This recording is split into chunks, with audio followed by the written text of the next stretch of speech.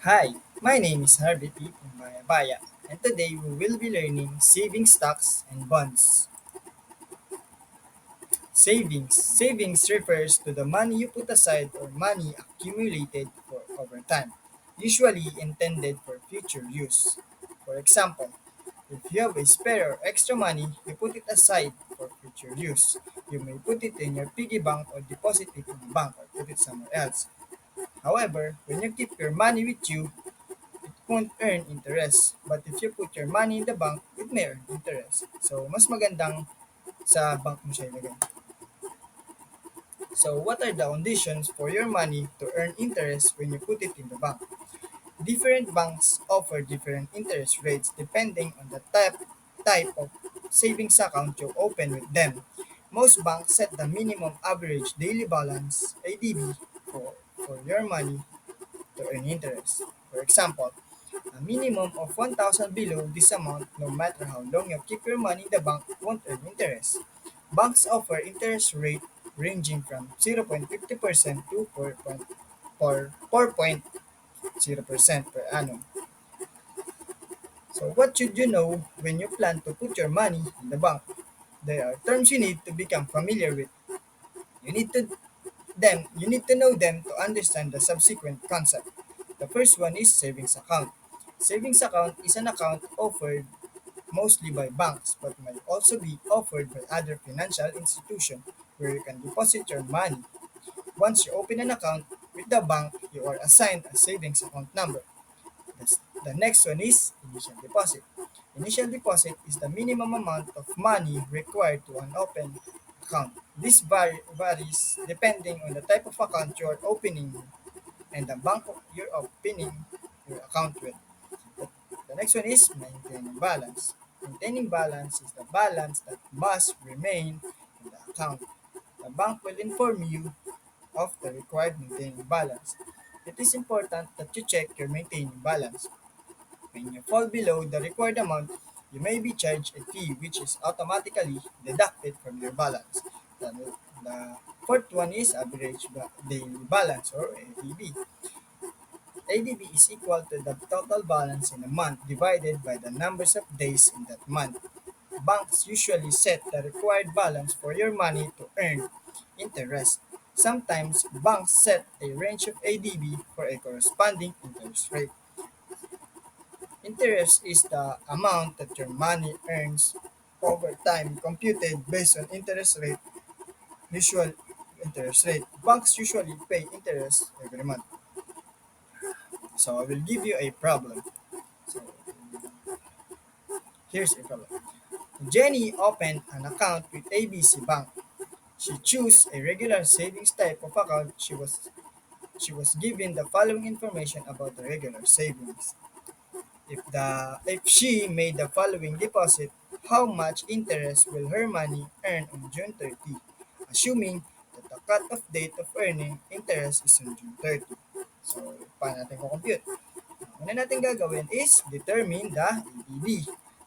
Para ma-determine natin yung ADB, kukumputin lang natin yung agwat ng June 13 sa June 30.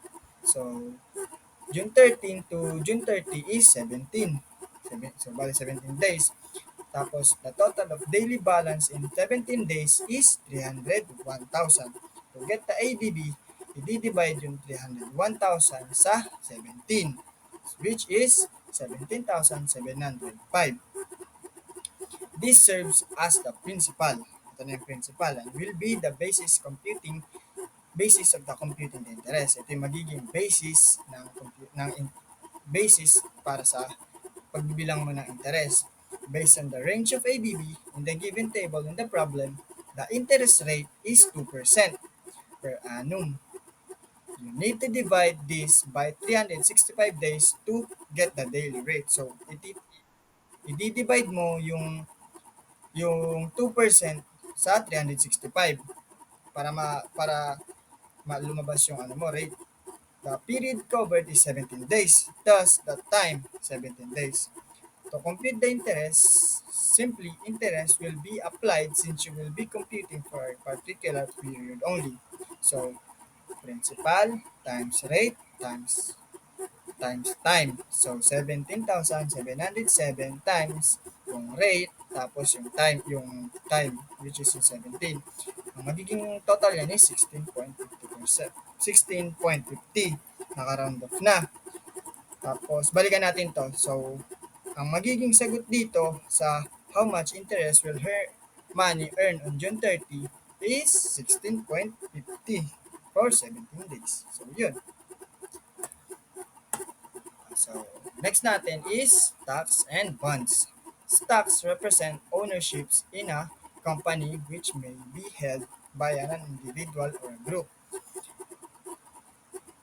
Kasi, simply put, companies issues stocks, also called shares, to raise money. When you buy stocks, since it represents an ownership of the company, it is as if you're buying a part of the company. Kaso nga lang, hindi lahat hindi lahat parang gusto ng stocks kasi nga hindi lahat alam kung paano kumita sa stocks. Sa bonds naman, bonds is an instrument or document representing the indebtedness given by the bond issuer, which is yung corporation or the government, to the holder, which is your investor or your lender. This is a fixed income bearing instrument. Sometimes a corporation or even government needs money to finance its operation. One way to raise money is by borrowing. Government and corporation may borrow money for the investor using bonds. For example, if you buy a 100,000 bond from the company and coupon rate is 5%, the company pays 1 million. The company pays you 50,000 kung 1 million a year for the interest. If the maturity is in 5 years, you will get 1 million original investment after 5 years. May dalawang way para kumita sa stocks, sa pagbili ng stocks. Ang una is buy and sell. One principle in buy and sell business is buy low, sell high. This is also true with stocks. You buy stocks now at low price and sell at higher price later. Buying and selling stocks may be for the short term or long term. Para sa long term, you buy stocks now and sell them after a few days or even on the same day. Doing this might either result in capital gain or loss. Of course, the value of shares may also fall below the price you pay for them. Price can be volatile from day to day. Stockholders sometimes opt is to sell at lower price now than risk losing more. For long-term, investing in stocks is generally best suited to long-term investors who are comfortable withstanding these ups and downs. If you buy and hold your stocks for a longer period before selling, there is a higher possibility of a higher return. So, ang next na way para kumita sa stocks ay through dividends. Holding your stocks longer will allow your money to earn by means of dividends. Ano nga bang dividends? Dividends is an income paid to stockholders out of the unrestricted or free return earnings of the company. So, yun. It may be cash dividends, which is paid in cash, or stock dividends, in which you are given additional company stocks based on your current stocks. Dividends declaration is a discretion of board of directors. So, kung sa stocks, may dalawang way, which is yung buy and sell and dividends. Sa bonds naman is through coupon, coupon by paying bond.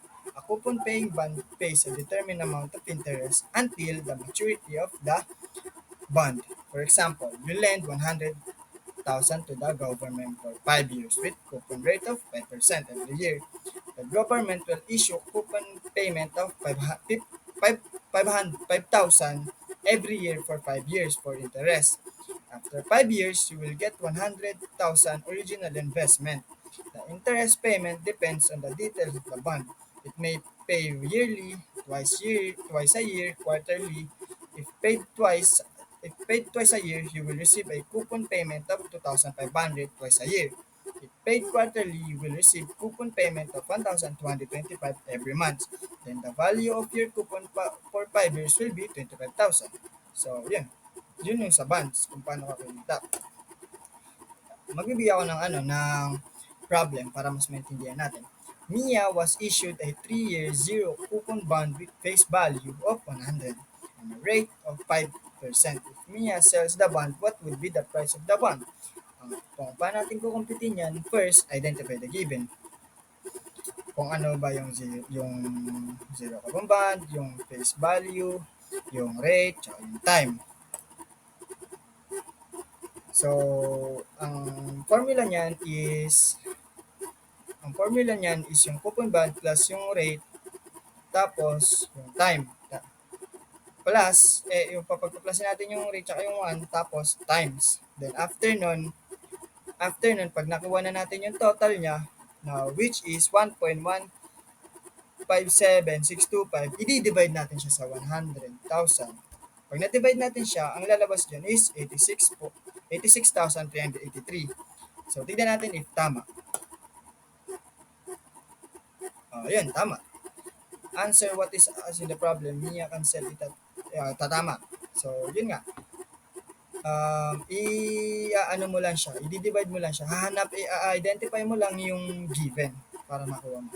So, yun lang. Sana may naintindihan kayo. Thank you.